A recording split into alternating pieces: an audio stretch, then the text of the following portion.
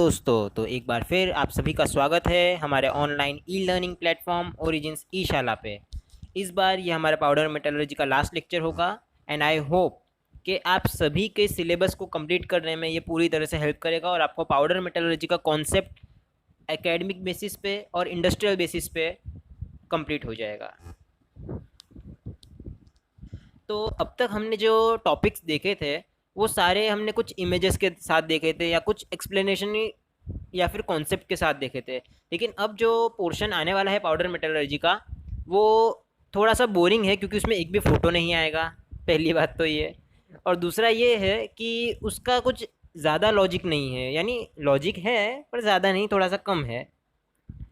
और हाँ, पर एक बहुत ही पते की बात है कि ये टॉपिक किसी भी कॉलेज के एग्ज़ाम में बार बार 7 मार्क्स के लिए 4 मार्क्स के लिए यानी maximum number of powder metallurgy के जो क्वेश्चन आते हैं वो इन्हीं टॉपिक्स में से कोई एक का आ जाते हैं और ये मार्क्स लेने के लिए सबसे अच्छा टॉपिक है।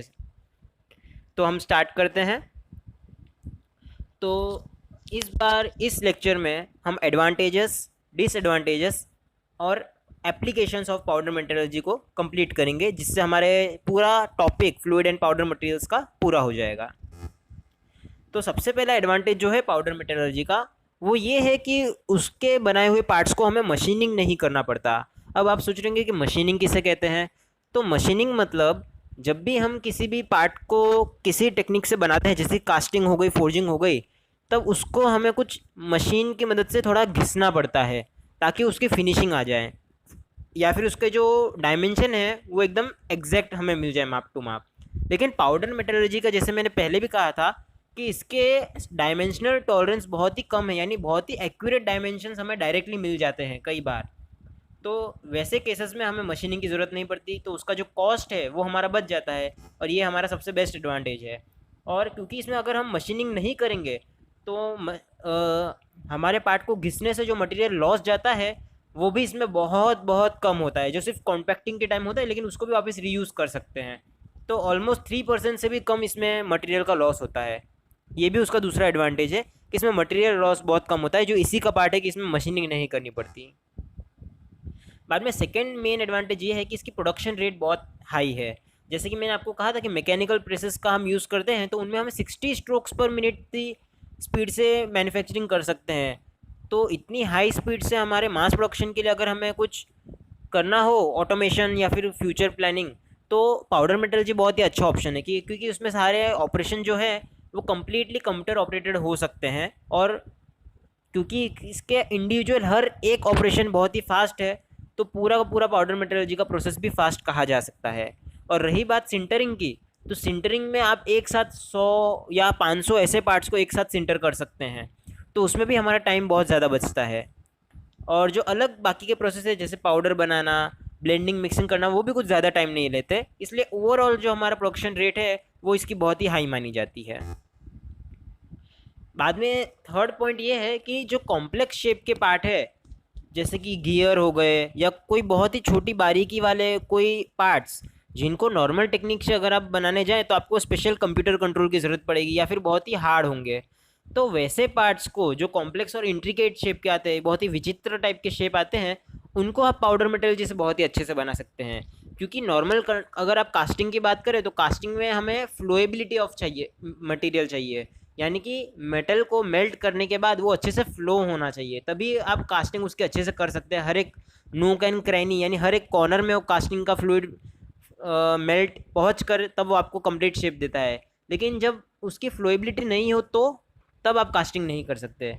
लेकिन पाउडर मेटलर्जी में हमें मटेरियल की फ्लोएबिलिटी से मतलब नहीं है, हमें उसके पाउडर के शेप से फ्लोएबिलिटी को कंट्रोल कर सकते हैं। क्योंकि मैंने कहा था आपको, स्पेरिकल जो पाउडर होता है बहुत ही अच्छे से फ्लो होता है, तो ये प्रॉब्लम हमारी सॉल्व हो जाती है। इसकी वजह से बहुत ही कॉम्प्लेक्स शेप जो होते हैं पार्ट्स के वो हम इसमें इजीली बना सकते हैं।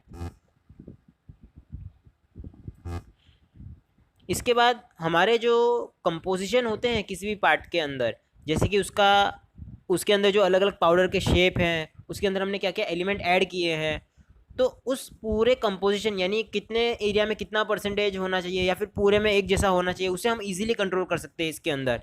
अगर मान लीजिए मेरे पास एक पार्ट है जिसमें मैंने आयरन और कार्बन को एज ए एडिटिव ऐड किया है, अगर मैं चाहता हूँ कि थ्रू आउट मेरे पार्ट के अंदर 6% कार्बन मेंटेन होना चाहिए, तो बस मुझे उसको उस तरह से ब्लेंड करना है। तो मुझे थ्रू आउट मेरा पार्ट कंप्लीट सिंटर होने के बाद थ्रू आउट 94% कार्बन आयरन के साथ 6% कार्बन मिल जाएगा। इसके अलावा अगर मैं ऐसा चाहूँ कि मेरे पार्ट के किसी एक पर्टिकुलर रीजन में मुझे 10% कार्बन चाहिए और उसके ऊपर वाले रीजन में 4% कार्बन चाहिए, तो वो भी पॉसिबल है कि मैं पाउडर को उस तरह से कॉम्पैक्शन के टाइम पे फिल करूँ कि पहला मेरा पाउडर का लेयर उसमें मैं 6% के हिसाब से या 10% के हिसाब से कार्बन ऐड करूँगा, और दूसरा जो लेयर आएगा उसमें मैं 4% के हिसाब से ऐड करूँगा। तो इस तरह से मुझे कंपोजिशन जैसा चाहिए वैसा पॉसिबिलिटीज़ में मिल सकता है, वैसे कॉम्बिनेशन में मिल सकता है। ये इसकी बहुत ही अच्छी खासियत है जो हमें कास्टिंग में नहीं मिल पाती। और अगर मैं चाहूँ तो मेरा जो कॉम्पैक्टिंग का प्रेशर है उसको चेंज करके मेरे पार्ट की पोरोसिटी और डेंसिटी को भी बहुत ही अच्छे से कंट्रोल कर सकता हूँ मैं। बाद में फिफ्थ एडवांटेज ये है कि इसके अंदर जो हमें जो पार्ट की प्रॉपर्टीज़ मिलती है वो बहुत ही वाइड रेंज में आती है। यानी कि मुझे सिर्फ कुछ चुने गिने पैरामीटर्स को चेंज करना है, तो उससे मैं अपने पूरे पार्ट की राम कथा बदल सकता हूँ, यानी उसकी पूरी जन्म कुंडली से लेकर मरण तक की प्रॉपर्टीज़ को बदल सकता हूँ। इतनी खासियत है पाउडर मेटलर्जी में। और वो चिन्ह प्रॉपर्टीज़ क्या है, वो है डाई का प्रेशर, यानी जब मैं उसे कॉम्पैक्ट करूँ तो वो प्रेशर, पाउडर की खुद की प्रॉपर्टीज़ और सिंटरिंग का टेम्परेचर। बस इन 3 पैरामीटर्स को कंट्रोल करने से मैं अपने पूरे पार्ट की प्रॉपर्टीज़ को जैसे चाहूँ उस तरह से ढाल सकता हूँ। और सिक्स्थ है कि इसके अंदर वो पार्ट्स भी बन सकते हैं जो किसी और मेथड से नहीं बन सकते। जैसे कि मैंने कहा था कि सेल्फ लुब्रिकेटिंग बेयरिंग्स होती है, तो वैसे पोरस मटेरियल और किसी मैन्युफैक्चरिंग टेक्निक से नहीं बन सकते जो सिर्फ पाउडर मेटलर्जी में पॉसिबल है। इसके अलावा कई बार कास्टिंग में हम सिर्फ मेटल को ही मिक्स कर सकते हैं, वो भी जो इक्विलिब्रियम डायग्राम अलाउ करता हो तो। लेकिन इसके अंदर मेटल, नॉन मेटल, प्लास्टिक जो चाहो वो हिसाब से मिक्स कर सकते हैं, लेयर बाय लेयर। यानी एक प्लास्टिक का लेयर, उस पर मेटल का लेयर, बाद में एक सिरामिक का लेयर, इस टाइप के स्ट्रक्चर के पार्ट भी हम बना सकते हैं। ये बहुत ही खास और यूनिक प्रॉपर्टी है पाउडर मेटलर्जी की, जो आज इंडस्ट्री में कंपोजिट मटेरियल्स में बहुत काम लगती है। और सेवन सबसे बेसिक वही कि इक्विलिब्रियम डायग्राम की जो लिमिटेशंस आती है कि ये मटेरियल इसमें सॉल्यूबल नहीं है, इसके अंदर सिर्फ लिक्विड में सॉल्यूबल है, सॉलिड में सॉल्यूबल नहीं है, या फिर सॉलिड में पार्शियली सॉल्यूबल है, तो ये सारी कंडीशन पाउडर मेटलर्जी को कुछ लगती नहीं है। मुझे उससे इस लिमिटेशन से कुछ लेना देना ही नहीं है कि तुम अपनी लिमिटेशन अपने पास रखो भाई, मैं तो सब करके बताऊंगा। ये ऐसा पाउडर मेटलर्जी का एटीट्यूड है। तो पाउडर मेटलर्जी का एटीट्यूड इस वजह से है कि इसमें हमें कोई मेल्ट नहीं करना मटेरियल को, क्योंकि मैंने पहले भी कहा कि इसमें पूरा पाउडर ही है। तो लोहे का पाउडर, प्लास्टिक का पाउडर, सिरामिक का पाउडर, सबको मैं जिस तरीके से चाहूँ उस तरह से वज़न के हिसाब से या फिर वॉल्यूम के हिसाब से मिक्स करके उन्हें सिंटरिंग करके एक मेरा पार्ट बना सकता हूँ, जो कास्टिंग करके या फोर्जिंग करके पॉसिबल नहीं है। तो उसके कुछ ऐसे विचित्र एग्जांपल हम देखते हैं कि कॉपर और लीड, या फिर टिन और प्लास्टिक, कॉपर और ग्रेफाइट, ये एलिमेंट्स इस तरह के हैं कि कभी भी ये लिक्विड में भी सॉल्यूबल नहीं है, क्योंकि लिक्विड में अगर मैं इन्हें मिक्स करने जाऊँ तो कुछ देर के बाद वो अपने सेपरेट लेयर बना देते हैं कि ग्राफाइट ऊपर रह जाता है, कॉपर नीचे रह जाता है, या फिर कॉपर ऊपर रह जाता है, लीड नीचे रह जाती है, क्योंकि इनकी डेंसिटी बहुत ही अलग है। लेकिन पाउडर मेटलर्जी में एक बार मैंने उसको मिक्स कर दिया, ब्लेंड कर दिया, तो वो वैसे के वैसे रहेंगे और मुझे इनको सेपरेट आउट होने की कोई टेंशन नहीं है, क्योंकि ये पार्ट मेरा एक बार बन गया तो वैसी ही कंडीशन में हमेशा रहेगा। अब हम उसके कुछ बेसिक नॉर्मल पॉइंट्स देख सकते हैं जिनको ज़्यादा डिटेल में मुझे समझाने की ज़रूरत नहीं है। ये पाउडर मेटलर्जी की खुद की प्रॉपर्टीज़ है, इन्हें समझने इतना इंपॉर्टेंट नहीं है क्योंकि ये अपने आप में ही समझा देने वाले हैं। तो पहला ये है कि हमारे जो शेप्स हैं उनकी रिप्रोड्यूसिबिलिटी बहुत ही अच्छी आती है। रिप्रोड्यूसिबिलिटी मतलब वो क्वालिटी है किसी भी मैन्युफैक्चरिंग टेक्निक की कि same to same ditto part same condition में मुझे मिल सकता है या नहीं, वो क्वालिटी प्रॉपर्टी को हम रिप्रोड्यूसिबिलिटी कहते हैं कि सेम डायमेंशन सेम प्रॉपर्टीज़ के साथ तुरंत मुझे वही पार्ट मिलना चाहिए। क्योंकि कई बार ऐसा होता है कास्टिंग में कि हर बार कुछ अलग अलग टाइप के डिफेक्ट निकलते हैं, किसी के अंदर ब्लो होल्स आ गए, किसी में रन आउट हो गया। लेकिन पाउडर मेटलर्जी में ऐसा नहीं होता, उसमें सब के सब प्रॉपर्टीज़ एक जैसी आती है हर पार्ट के लिए। बाद में इसमें हम पाउडर साइज़ को वेराई करके ग्रेन साइज़ को कंट्रोल कर सकते हैं। ये खासियत और किसी में इतनी डिटेल में नहीं है, क्योंकि कास्टिंग में भी अगर हम कूलिंग करें तो कूलिंग रेट से हम ग्रेन साइज़ को बड़ा या छोटा रख सकते हैं, लेकिन कितना छोटा या कितना बड़ा उसे कंट्रोल करना थोड़ा मुश्किल है। लेकिन पाउडर साइज़ को छोटा बड़ा करके हम इसमें एकदम एक्यूरेटली ग्रेन साइज़ को कंट्रोल कर सकते हैं। और हमारे जो पार्ट बनेंगे उनमें किसी भी तरह का वॉइड या ब्लो होल जो कास्टिंग में आते हैं, कैविटीज़ खाली रह जाती है, वहाँ पे मटेरियल फ्लो नहीं हो पाता, वैसी प्रॉपर्टीज प्रॉब्लम यहाँ पे नहीं आती है। बाद में जो रिफ्रैक्टरी मटेरियल होते हैं, सुपर हार्ड मटेरियल होते हैं, नॉन मेटेलिक मटेरियल होते हैं, उनसे भी पार्ट्स पाउडर मेटलर्जी से इजीली बन सकते हैं। रिफ्रैक्टरी मतलब ऐसे मटेरियल जिनका मेल्टिंग पॉइंट बहुत ही हाई हो और उन्हें कास्टिंग नहीं किया जा सके। और सुपर हार्ड मटेरियल की प्रॉब्लम वहाँ आती है जब हमें किसी मटेरियल को घिस घिस के या काट के बनाना हो, तब हम सुपर हार्ड मटेरियल्स को काट नहीं सकते, क्योंकि उन्हें काटने के लिए उनसे भी ज़्यादा हार्ड मटेरियल लाना पॉसिबल नहीं है। और नॉन मेटालिक मटेरियल के कॉम्बिनेशन मेटल के साथ तो पॉसिबल ही नहीं, हम जानते हैं, कास्टिंग से या किसी भी प्रोसेस से। इसलिए इन तीनों का कॉम्बिनेशन करना हो या सेपरेटली भी करना हो तो पाउडर मेटलर्जी बेस्ट ऑप्शन माना जाता है।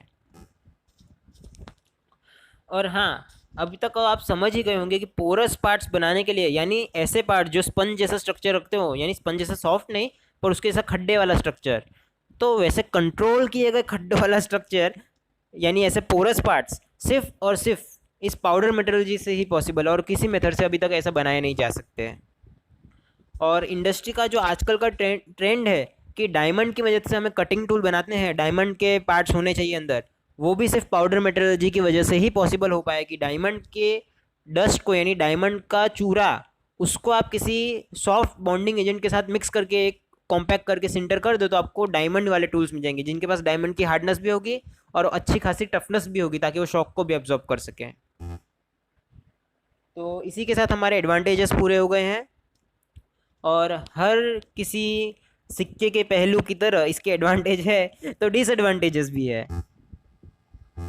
तो अब हम उसके डिसएडवांटेज को देखते हैं। तो सबसे पहला ये है कि इसकी मैकेनिकल प्रॉपर्टीज़ बहुत ही इन्फीरियर मिलती हैं। इन्फीरियर इन द सेंस हमारे पास मैकेनिकल प्रॉपर्टीज़ में ज़्यादातर स्ट्रेंथ, हार्डनेस यही आती है। तो हम स्ट्रेंथ की बात करें तो टेंसाइल स्ट्रेंथ और यील्ड स्ट्रेंथ ऐसे पार्ट्स की बहुत ही कम होती है, क्योंकि अगर आप देखें नॉर्मल स्टील, तो स्टील थोड़ा इलास्टिक मटेरियल माना जाता है कि उसको आप खींच सकते हैं, लेकिन यहाँ पे हमने पाउडर को बाइंड किया है बाइंडिंग एजेंट से, और बाइंडिंग एजेंट खुद सॉलिडिफाई होकर उनको होल्ड करके रख रहा है। तो अगर मैं उस बाइंडिंग एजेंट को खींचने की ट्राई करूँ तो वो टूट जाएगा, यानी कि मेरा जो मटेरियल है वो इलास्टिक भी नहीं होगा, उसकी यील्ड स्ट्रेंथ भी कम आएगी और वो शॉक लोड भी ज़्यादा अब्जॉर्ब नहीं कर सकता।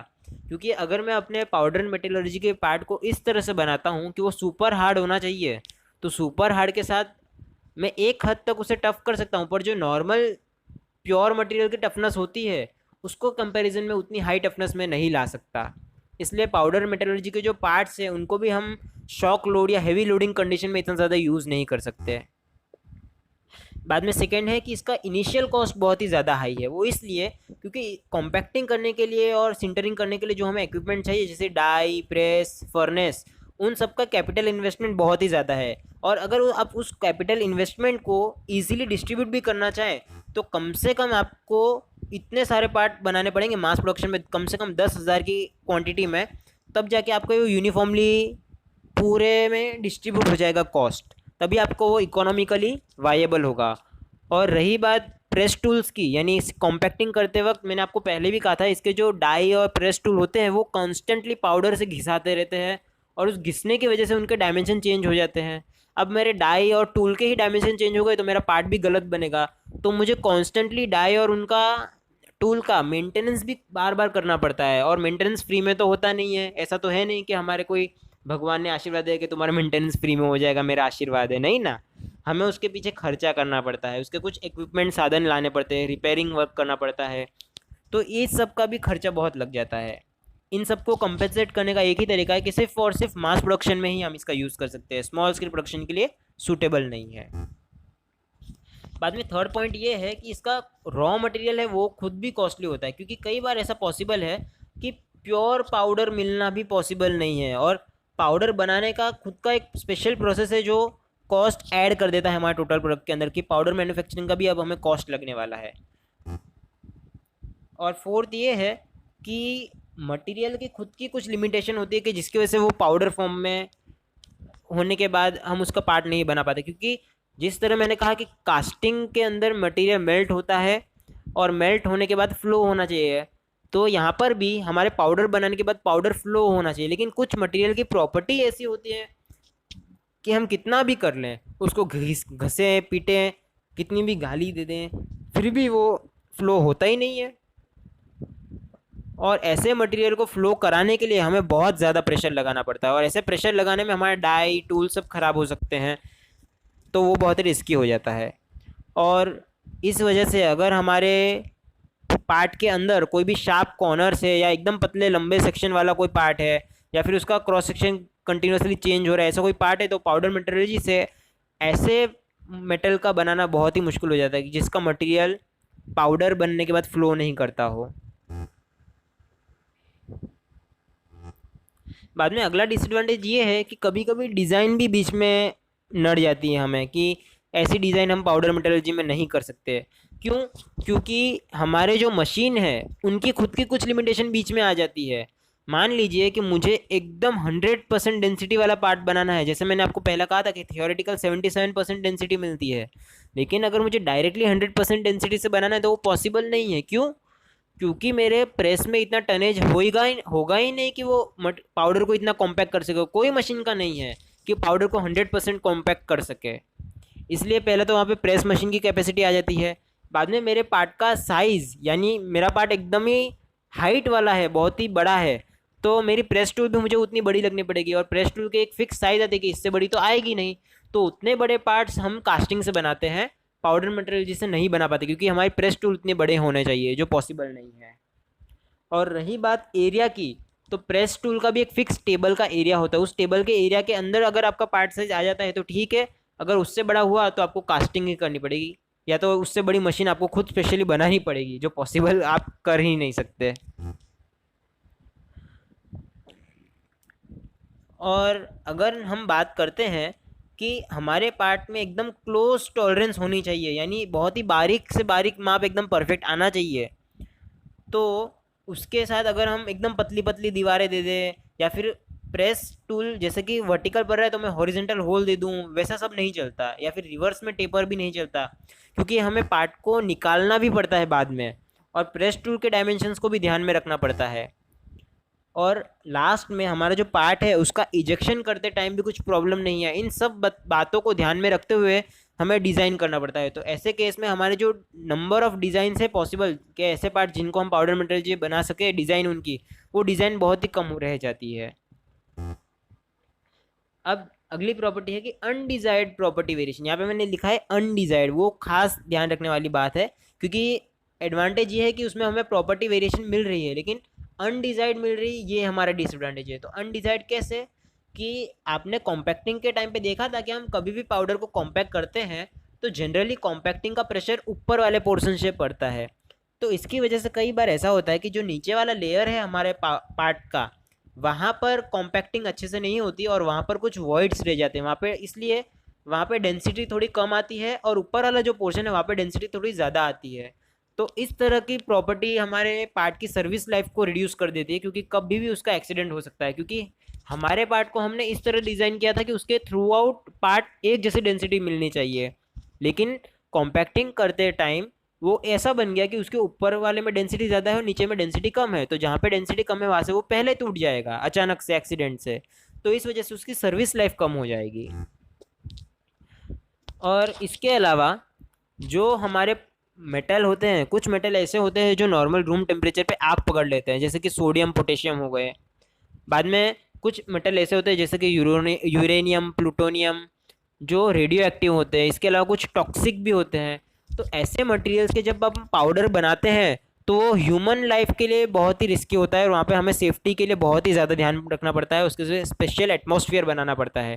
क्योंकि अगर मैं पोटेशियम के पाउडर की बात करूँ तो पोटेशियम का एज अ होल मटेरियल उसके कंपैरिजन में उसका पाउडर जल्दी आग पकड़ लेगा, क्योंकि उसकी वॉल्यूम के सामने सरफेस एरिया बहुत ज़्यादा बढ़ गया, और सरफेस एरिया जितना ज़्यादा बढ़ेगा उतना वो एटमॉस्फेयर के साथ रिएक्शन करके उतनी जल्दी आग पकड़ेगा, और आग पकड़ी तो एक्सीडेंट हो सकता है। उसी तरह से रेडियो एक्टिव और टॉक्सिक एलिमेंट्स भी, अगर टॉक्सिक एलिमेंट का पाउडर हवा में उड़ने लगा और ह्यूमन ने उसको सांस में ले लिया, इंसान ने, तो वो तो भगवान को प्यारा हो जाएगा। हमें भगवान को प्यारा नहीं करना है, हमें कस्टमर को प्यारा लगे ऐसा पार्ट बनाना है, यानी डिमांड में हो ऐसा पार्ट बनाना है। तो अब हम देखते हैं कि उसके एप्लीकेशन क्या है इन एडवांटेज और डिसएडवांटेज को ध्यान में रखते हुए। तो सबसे पहला हमने एडवांटेज में देखा था कि पोरस पार्ट सिर्फ इसी से बनते हैं। तो पोरस और परमिएबल पार्ट्स जैसे कि self lubricating bearings, filter, porous plugs, pressure and flow regulator, जो हमें वाटर फ्लूइड डायनेमिक्स में काम लगते हैं, ऐसे इक्विपमेंट्स जिनके अंदर पोरोसिटी एक मेन प्रॉपर्टी है। तो ये पाउडर मेटलर्जी से बनने वाले पार्ट्स है, और इनके अंदर जो पोर्स होते हैं यानी जो खड्डे होते हैं वो 0.0025 mm तक के स्मॉल साइज में हम बनवा सकते हैं। बाद में ऐसे पार्ट्स कि जिसमें हमें रिफ्रैक्टरी मटेरियल्स या फिर कंपोजिट्स मेटल बनाना हो। रिफ्रैक्टरी मेटल क्या होता है, मैं आपने आपको समझा दिया है कि ऐसे मटेरियल जिनका मेल्टिंग पॉइंट बहुत ही हाई हो, जैसे tungsten, molybdenum, tantalum, titanium etcetera. तो ऐसे पार्ट्स को कास्टिंग करके बनाना तो पॉसिबल नहीं है, तो उनके लिए पाउडर मेटलर्जी बहुत अच्छा ऑप्शन है। और रही बात कंपोजिट्स की, तो कंपोजिट मटेरियल में हमारे पास ऑप्शन है सिरामिक कोटेड कटिंग टूल्स, या फिर आप कह सकते हैं कि सीमेंटेड कार्बाइड कटिंग टूल्स, कि जिनके अंदर सिरामिक हमारा मेन कंस्टिट्यूएंट होगा और tungsten carbide, titanium, cobalt carbide ये हमारे बाइंडिंग के रूप में काम करेंगे। तो इस तरह दो अलग अलग मटेरियल कंप्लीटली मिक्स हुए बिना खुद का फेस मेंटेन करते हुए जब कोई मटेरियल बनाते हैं, पार्ट बनाते हैं, तो हम उसे कंपोजिट मटेरियल कहते हैं, जो हमें हार्डनेस और टफनेस दोनों प्रॉपर्टी यहाँ पे साथ देता है। हाँ, टफनेस बहुत ज़्यादा नहीं मिल पाती, ये मैं मानता हूँ, पर कुछ हद तक हमें टफनेस मिल जाती है, क्योंकि टंगस्टन कार्बाइड का जो कंटिन्यूस फेस है वो उसे इतना तो सपोर्ट दे ही सकता है। बाद में जो पार्ट को मशीन करना मुश्किल है, वैसे पार्ट्स को भी हम यहाँ पे बना सकते हैं पाउडर मेटलर्जी में। तो आपने कभी पहले ऑरेंज बल्ब आते थे, उनके अंदर एक फिलामेंट आता है, बहुत ही छोटा पतला सा वायर आता है, तो वो जो वायर है वो टंगस्टन से बनता है, क्योंकि उसका बहुत हाई टेम्परेचर होता है, उस टेम्परेचर को सिर्फ टंगस्टन ही झेल सकता है। लेकिन अब सवाल ये आता है कि इतने छोटे पार्ट को एकदम एक्यूरेट डायमेंशन के साथ कैसे बना सके, क्योंकि टंगस्टन रिफ्रैक्टरी ही नहीं सुपर हार्ड भी है, उसको काटना भी बहुत मुश्किल है। तो उसको इतना छोटा बनाए कैसे, क्योंकि पिघाल भी नहीं सकते, काट भी नहीं सकते। तो ऐसे केस में भी पाउडर मेटलर्जी काम लगती है, कि जिस मटेरियल को आप काट नहीं सकते उसका पाउडर बना के आप यूज़ कर लीजिए, और एकदम एक्यूरेट डायमेंशन के साथ आप उसका पार्ट में पा सकते हैं। बाद में जो कॉम्प्लेक्स और इंट्रिकेट पार्ट होते हैं, कॉम्प्लेक्स और इंट्रिकेट यानी आपने गियर्स देखे होंगे, कैम आपने नहीं पता होगा, पर कैम हमारे गाड़ी के इंजन के अंदर होते हैं, जिससे वाल्व कंट्रोल होता है हमारा, इनलेट एग्जॉस्ट वाल्व। तो वो कैम का शेप भी बहुत ही विचित्र टाइप का होता है। बाद में कुछ लीवर्स, स्प्रॉकेट हमारी साइकिल में होता है पेडल के पास। तो ये आपने देखे हैं कि इनका शेप कितने कॉम्प्लेक्स होते हैं। तो इतने कॉम्प्लेक्स शेप को हम काटने जाएंगे तो कितने महीने निकल जाएंगे एक पीस को काटने। लेकिन पाउडर मेटलर्जी में ऐसा करना बहुत ही ईजी है, बहुत ही फास्ट। आप उसके पाउडर को मोल्ड में डाल के कॉम्पैक्ट करें, सिंटर करें और आपका पार्ट बन जाएगा। लेकिन कंडीशन एक ही है कि वहाँ पर लोड बहुत ज़्यादा नहीं पड़ना चाहिए, यानी हमारे जो पार्ट है उनके ऊपर बहुत ज़्यादा फोर्स नहीं पड़ना चाहिए, तभी हम उनको बना सकते हैं पाउडर मेटलर्जी से। बाद में ऐसे प्रोडक्ट्स कुछ होते हैं कि जिनके अंदर मेटल और नॉन मेटल दोनों का कॉम्बिनेशन हमें यूज़ करना पड़ता है। तो हमारे आपने कई बार सुना होगा कि क्लच प्लेट घिस जाती है। तो क्लच प्लेट एक ऐसी फ्रिक्शन मटेरियल है जो क्लच को डिसएंगेज करने में हेल्प करती है। तो उसके लिए भी हम एक मेटेलिक मैट्रिक्स के अंदर लीड ग्राफाइट के पार्टिकल्स और सिलिका एमेरी की ग्रेन्स मिक्स करके एक फ्रिक्शन एलिमेंट बनाते हैं। तो और ब्रेक लाइनिंग में आपको पता है कि साइकिल के, गाड़ी के ब्रेक में वो थोड़ा सा रफ और टफ मटेरियल होता है जो एकदम हाई फ्रिक्शन प्रोड्यूस कर सके ब्रेक लगाने के लिए। तो ऐसे मटेरियल जो है इनके अंदर हम मेटेलिक मैट्रिक्स बनाते हैं, यानी कंटिन्यूस फेस जो होता है हमारा बाइंडिंग करने के लिए वो मेटल का होता है, ताकि उसमें हीट डिसिपेट हो सके, क्योंकि जहाँ पे फ्रिक्शन आता है वहाँ पे हीट भी आ जाती है उसके भाई की तरह पीछे पीछे। तो हीट को डिसिपेट करने के लिए कंडक्टर होना चाहिए, इसलिए हम मेटल का मैट्रिक्स रख देते हैं ताकि हीट अच्छे से कंडक्ट हो जाए। हीट जितनी जल्दी निकलेगी उतना अच्छा। और इसके अंदर हम स्मूथनेस के लिए यानी फ्रिक्शन को कम करने के लिए लीड और ग्राफाइट के पार्टिकल्स डाल देते हैं, और सिलिका एमरी जैसे पार्टिकल्स फ्रिक्शन बढ़ाने के लिए डाल देते हैं, कि जिससे एंगेज हो जाने के बाद वो कम्प्लीटली ब्रेक लगा दे या उसमें चिपक जाए। सिलिका एमरी हमारे नेचुरल अब्रेसिव्स कहलाते हैं। अब्रेसिव यानी ऐसे पार्टिकल जो बहुत ही हार्ड हो और बहुत ही छोटे छोटे साइज़ में आने के बावजूद वो ग्राइंडिंग व्हील ऐसे एप्लीकेशन में यूज़ होते हैं, वो अब्रेसिव्स कहलाते हैं। तो सिलिका एमरी नेचुरल अब्रेसिव्स में आते हैं। अब ऐसे भी कुछ प्रोडक्ट्स होते हैं जिनके अंदर सुपीरियर क्वालिटीज़ की ज़रूरत पड़ती है, जैसे कि आल्निको सुपर मैग्नेट्स। तो आल्निको सुपर मैग्नेट एक ऐसा पाउडर मेटलर्जी का बनाया हुआ पार्ट है जिसके अंदर एल्यूमिनियम, निकल और कोबाल्ट आता है, और इनकी बहुत ही हाई फ्लक्स डेंसिटी मिलती है हमें, जो नॉर्मल किसी भी मैन्युफैक्चरिंग टेक्निक में नहीं मिली है। ये स्पेशल कॉम्बिनेशन सिर्फ और सिर्फ पाउडर मेटलर्जी के बने इस आल्निको एलिमेंट से ही आती है। इसके अलावा बहुत सारे अलग अलग एप्लीकेशन हैं, जैसे सोलेनाइड के लीवर जो वॉशिंग मशीन में होते हैं, मोटर के बुश, बाद में कैमरा के कुछ छोटे छोटे parts, intricate parts, lead batteries में लीड की ग्रिड, निकल कैडमियम की बैटरीज और फ्यूल सेल्स में, जैसे मैंने आपको पहले भी कहा था। बाद में हाँ, आपने 10th में भी पढ़ा होगा कि रॉकेट के अंदर पाउडर फ्यूल यूज़ होता है, तो वो जो पाउडर होता है एल्यूमिनियम का, वो भी पाउडर मेटलर्जी से ही बनता है। बाद में इंडस्ट्री के अंदर कई सारे कटिंग टूल्स जो हो, लोहे को काटने वाले टूल्स या फिर गियर काटने वाले टूल्स जो सुपर हार्ड होने चाहिए, उनके अंदर डायमंड के एलिमेंट लगाना हो, तो ये सब सिर्फ और सिर्फ पाउडर मेटलर्जी से ही पॉसिबल है। और हाँ, एक बात आपको बता दूं कि सिर्फ मैन्युफैक्चरिंग इंडस्ट्री में नहीं, बल्कि जो हमारा न्यूक्लियर पावर प्लांट होता है, जिसमें हम nuclear elements, radio active elements को यूज़ करते हैं, वहाँ पर भी कई सारे कंपोनेंट ऐसे हैं जो पाउडर मेटलर्जी से बनते हैं। जैसे कि हमारी फैड रॉड है, कंट्रोल रॉड है, जो रेडिएशन डिफ्लेक्टर है जिरकोनियम, बेरिलियम, हाफनियम के, वो सारे कंपोनेंट पाउडर मेटलर्जी से बनते हैं। तो इसी के साथ हमारे एडवांटेज, डिसएडवांटेज और application of powder metallurgy complete हो गए हैं, और आपका course of fluid and powder materials आपकी कॉलेज के सिलेबस का कंप्लीट हो गया है। हाँ, ऐसे ही और एजुकेशनल वीडियोस देखने के लिए हमारे चैनल ओरिजिन्स ई शाला पे सब्सक्राइब करें।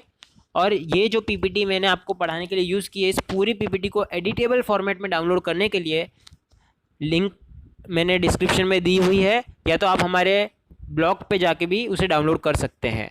Thank you.